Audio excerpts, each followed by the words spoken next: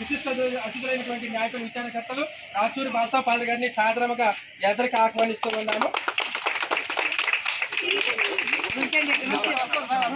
అదేవిధంగా జిల్లా సెక్రటరీ, మన ఏలూరు జిల్లా సెక్రటరీ మద్దుల స్వామిదాస్ గారి యొక్క ఆహ్వానం మేరకు మన మధ్యకు విచ్చేసినటువంటి బాల మహాసేన జాతీయ అధ్యక్షుడు అలగా రవి గారికి మరి తప్పట్లు కొట్టి మరి ఆహ్వానిస్తున్నాం.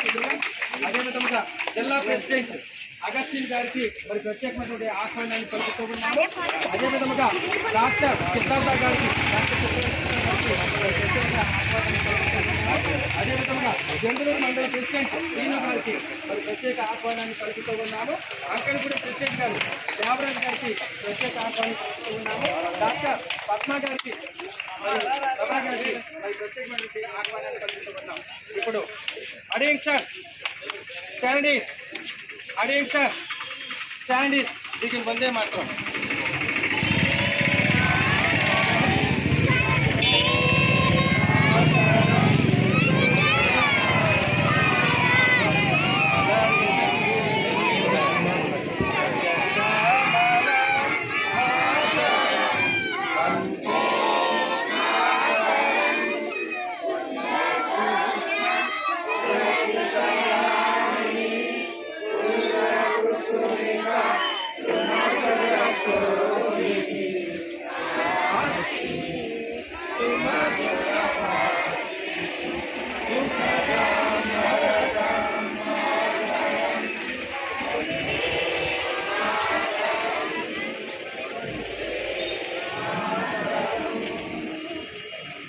ఇప్పుడు మన పూజ్య విచారణ గురువులు, న్యాయంపల్లి విచారణకర్తలు, గౌరవనీయులు గురుశ్రీ రాచూరి బాలసాపాల్ గారు జెండా ఆవిష్కరణ, జెండా ఎగరవేస్తూ ఉన్నారు.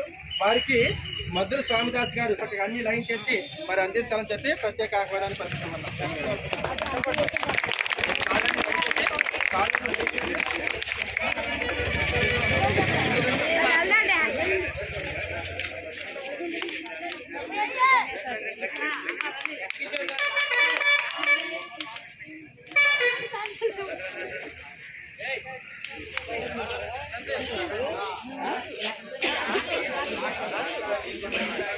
రైట్ వచ్చా ఫోటోలు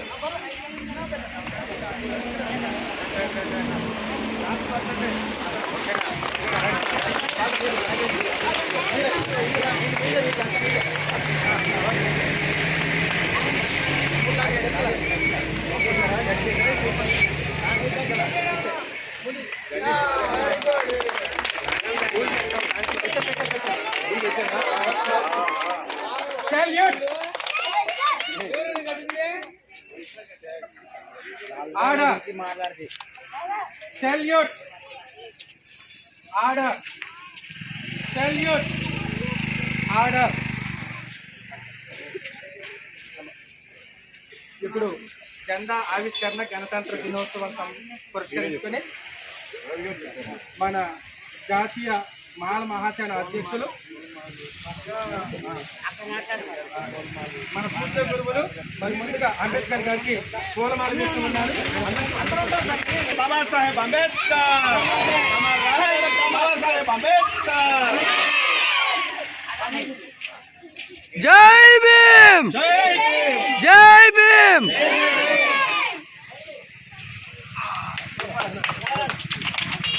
ఇప్పుడు మాల మహాసేన జాతీయ అధ్యక్షులు అలగా రవి గారు అంబేద్కర్ గారికి పూలమాలను వేస్తూ ఉన్నారు. కొట్టి అభినందనలు తెలిపారు. జిల్లా ప్రెసిడెంట్ గారు అంబేద్కర్ గారికి పూలమాల వేసి గౌరవ వందనాలు.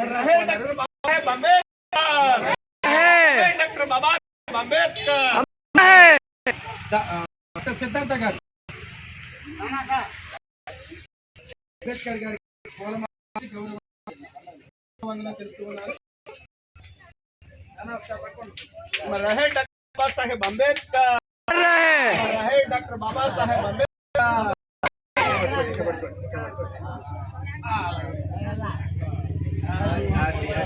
ఇప్పుడు బాగా ఇటు చూడు. నెందులూరు మండల ప్రెసిడెంట్ శ్రీను గారు,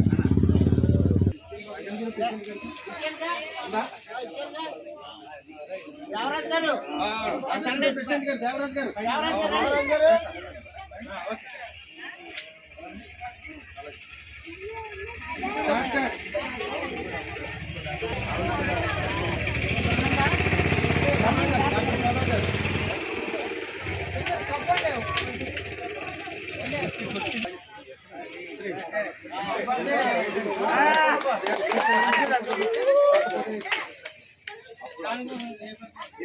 ఓకే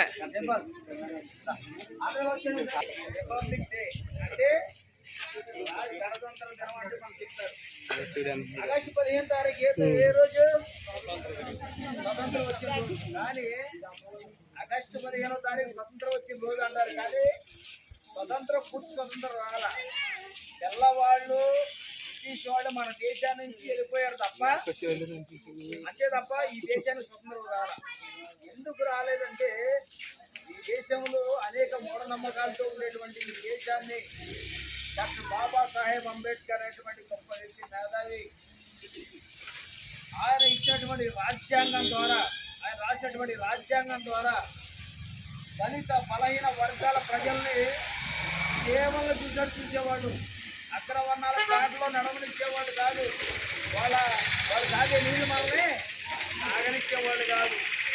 రాజుంటే డబ్బున్నవాడే పెత్తనం, డబ్బున్నవాడే తెలివితేటలో బ్రాహ్మణులు పెత్తనం చేసేవాడు. కానీ ఎప్పుడైతే రాజ్యాంగం అమల్లోకి వచ్చిందో, డాక్టర్ బాబాసాహెబ్ అంబేద్కర్ రాజ్యాంగం రాశారు, రాజ్యాంగం అమల్లోకి వచ్చిందో ఆ రోజే పేదవాడికి ఒకే ఓటు, ప్రధానమంత్రికి ఒకే ఓటు. పేదవాడికి ఒకే న్యాయం, ప్రధానమంత్రికి ఒకే న్యాయం. బలవంతుడికి ఒకే న్యాయం, బలహీనుడికి ఒకే న్యాయం. స్త్రీలు బయటికి రాకూడదన్నారు, ఆడపిల్ల బయటికి రాకూడదన్నారు. డాక్టర్ బాబాసాహెబ్ అంబేద్కర్ అన్నారు స్త్రీలకు కూడా స్వేచ్ఛ కావాలి, స్త్రీలు కూడా పురుషులతో సమానం. అంటే అప్పుడు అన్నారు చాలా మంది అక్కడ పెద్దలు, పార్లమెంట్లో ఉన్న పెద్దలు, మొన్నటి వరకు బలహీన వర్గాలు అందరూ సమానమే అన్నాడు. వాళ్ళు కొన్ని హక్కులు ఇచ్చాము, ఇవాళ స్త్రీలు సమానం అన్నాడు. ఏంట్రా బాబు ఈ గొడవ అని చెప్పేదంటే ఆయన ఎంపీ పదవిని, మంత్రి పదవిని, కేంద్ర మంత్రి పదవిని తృణప్రాయంగా రాజీనామా చేయించాడు. ఈరోజు రాజ్యాంగం ద్వారా మనకి రోడ్లు, డ్రైనేజీలు, లేకపోతే న్యాయం, సామాజిక న్యాయం ఎక్కడెక్కడ న్యాయం జరుగుతుందండి. దానికి కారణం డాక్టర్ బాబాసాహెబ్ అంబేద్కర్. ఆయన మమ్మల్ని ఎప్పుడు కూడా మర్చిపోకూడదు. ఈరోజు మనం ఎలా ఉన్నామంటే ఆయనే కారణం. చర్చికి వెళ్ళారు, చర్చిలోకి వెళ్ళి హ్యాపీగా ప్రార్థన చేసుకుని బైబుల్ పట్టుకుని ఇక్కడికి వచ్చారంటే దానికి కారణం ఎవరు? డాక్టర్ బాబాసాహెబ్ అంబేద్కర్. ఎందుకంటే ఆయన రాజ్యాంగంలో మత స్వేచ్ఛ రాశాడు. ఈ హిందూ దేశంలో హిందువులే ఉండక లేదు. ఎవరైనా క్రైస్తవులు క్రైస్తవ మతాన్ని అవలంబించవచ్చు, ముస్లింలు ముస్లిం మతం అవలంబించవచ్చు, బౌద్ధులు బౌద్ధ మతం అవలంబించవచ్చు, సిక్కులు సిక్క మతం, ఎవరైనా తన ఇష్టం వచ్చిన మతాన్ని వాళ్ళు స్వీకరించవచ్చు. ఇది మన డాక్టర్ బాబాసాహెబ్ అంబేద్కర్. ఈరోజు అందరికి వెళ్ళి అందరు కూర్చొని బడిలో మనం వెళ్ళి చదువుకున్నామంటే ఎవరు దానికి కారణం? డాక్టర్ బాబాసాహెబ్ అంబేద్కర్. ఎందుకంటే ఎవడు వేదాలు చదివితే నోట్లో సీసం పోసేవాళ్ళు, చెవులో సీసం పోసేవాళ్ళు. వేదాలు చదివితే నాలుగు పోసేవాళ్ళు. మరి చదువుకోవడానికి డాక్టర్ బాబాసాహెబ్ అంబేద్కర్ గురించి చెబితే, అంబేద్కర్ స్కూల్లోకి వెళ్ళి చదువుతుంటే ఏం చేశారు? ఆ పిల్లలందరూ కూడా మాతో పాటు కూర్చోడానికి వీలేదు. ఇతను దళితుడు, ఇతను మాల, ఇతను మాదిగా, ఇతను అంటరాని వాడు అంటే అంబేద్కర్ ఎక్కడ కూర్చొని చదువుకున్నాడు? అందరు విడిచిన చెప్పులు వదిలిపెట్ట ప్లేస్లో నుంచి ఆయన చదువుకున్నాడు. అక్కడి నుంచే చరిత్ర రాశాడు. భోజనం కూడా అందరూ భోజనం పిల్లలు ఒకసారి బాబాసాహెబ్ అంబేద్కర్ని మాస్టర్ లెక్క అడిగారు. లెక్క అడిగితే 120 మంది పిల్లలు ఉన్నారు. 120 మంది పిల్లలు ఎవరు కూడా దాన్ని లెక్క చేయలేకపోయారు. ఈ లెక్క ఎవరైనా ఇంకెవరైనా చేస్తారని అడిగాడు. అంబేద్కర్ గారు బయట ఉండి నేను చేస్తాను సార్ అన్నాడు. నువ్వు చేస్తావా? ఇంత పెద్ద పెద్ద మేధావులు, పెద్ద పెద్ద తెలుగు వాళ్ళు ఎవరు చేయలేకపోయారు, నువ్వు చేస్తావా? సరే రా, ఏం చేస్తావు చూద్దామని చెప్పేసి రమ్మని స్కేలిచ్చాడు, పెన్సిల్ ఇస్తే 2 నిమిషాల్లో ఆయన లెక్క క్లోజ్ చేసి కంప్లీట్ చేసి లెక్కలు రాశాడు. ఏం చేయాలప్పుడు? అందరూ ఏం చేయాలమా? క్లాస్ కొట్టాలా లేదా?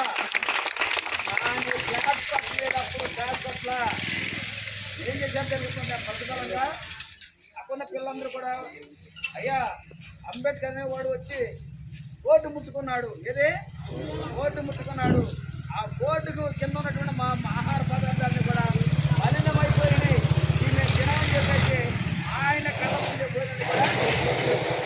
భోజనాన్ని కూడా ఇచ్చేసారు. ఆ రోజు అనుకున్నాడు అంబేద్కర్, ఏదైతే నేను పడ్డాను, ఏదైతే నేను అమ్మారు పడ్డాను, ఏదైతే నేను శ్రమలు పడ్డాను, ఏదైతే నేను బాధలు పడ్డాను, ఏదైతే బానిసత్వ సంఖ్యలు ఉన్నాయో ఇది నేనే చివరివాడిని అవ్వాలి, దీన్ని నేనే ఛేదించాలని మరి ఆయన ఏ విధంగా వెళ్ళాడు, ఏ విధంగా కష్టాలు పడి చదువుకున్నాడు, ఏ విధంగా తన భార్య బిడ్డలను చెప్పుకుని ఈ దేశానికి ఒక వెలుగుని, దళిత ప్రజలకు ఒక గుర్తింపుని, గౌరవాన్ని డాక్టర్ బాబాసాహెబ్ అంబేద్కర్ ఇవ్వడం వల్లనే ఇవాళ మన తెలుగు ఎమ్మెల్యేలు, ఎంపీలు, మినిస్టర్లు, లేకపోతే కలెక్టర్లు, ఐఏఎస్లు, ఐపీఎస్లు, డాక్టర్లు అవుతున్నామంటే కేవలం ఆయన ఇచ్చినటువంటి రిజర్వేషన్ వల్ల, ఆయన ఇచ్చినటువంటి రాజ్యాంగం సమాన హక్కుల వల్ల మనం జరుగుతున్నాం.